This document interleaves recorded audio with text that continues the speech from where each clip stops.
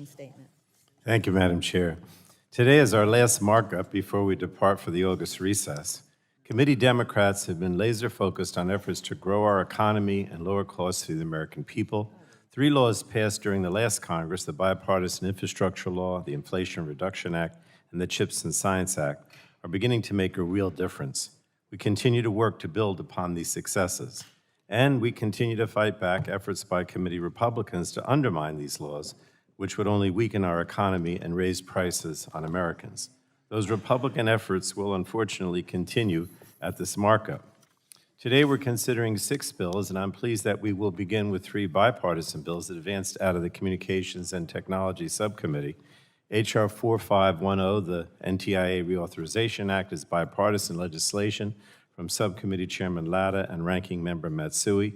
It reauthorizes the National Telecommunications and Information Administration and elevates its leadership in the Department of Commerce by making the administrator position as Undersecretary.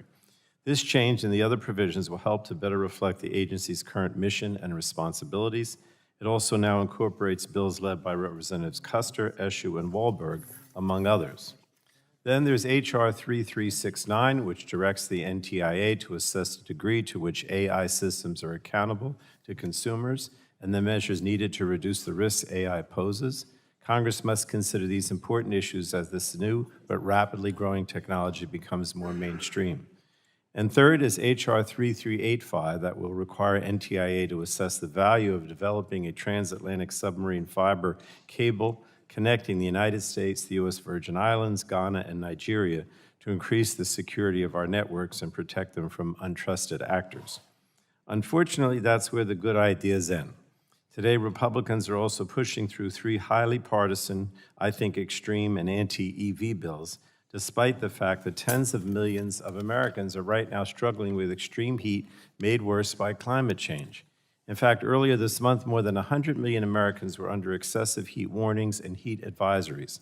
The climate crisis is here, and while Democrats are fighting it with investments to reduce pollution and grow our economy, Republicans are fighting to take away those investments and reverse our progress. The transportation sector is a significant contributor of climate pollution, but thankfully, decades of ambitious clean vehicle standards have driven historic innovation, delivering cleaner air and better technologies, and positioning the U.S. as the global leader in cleaner transportation. It has become clear that the Republican agenda is focused entirely on propping up big oil corporations. The bills on today's agenda are no different.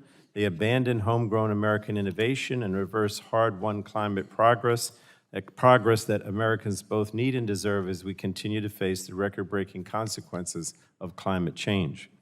H.R. 1435 would turn back over 50 years of recognizing California's authority to set more protective vehicle emission standards. It infringes on the rights of states, like my home state of New Jersey, to voluntarily adopt those standards to protect people from dangerous air pollution. Then there's H.R. 4468, which would outright bar EPA from finalizing its light and medium-duty vehicle emission standards for model year 2027. This bill also jeopardizes EPA's ability to finalize new vehicle emission standards, effectively preventing the agency from fulfilling its obligation to protect Americans from motor vehicle pollution. And finally, there's H.R. 4469 that would hamper biofuel opportunities across the country. All 3 of these bills prove that Republicans are willing to sacrifice Americans' right to clean air and a safe climate. They prove Republicans are willing to abandon American innovation and global leadership in order to support big corporations. And reversing our progress on clean transportation and doubling down on our fossil fuel dependence would make the United States weaker, in my opinion, not stronger. We already have the technology and the ingenuity to be the global leader in clean transportation.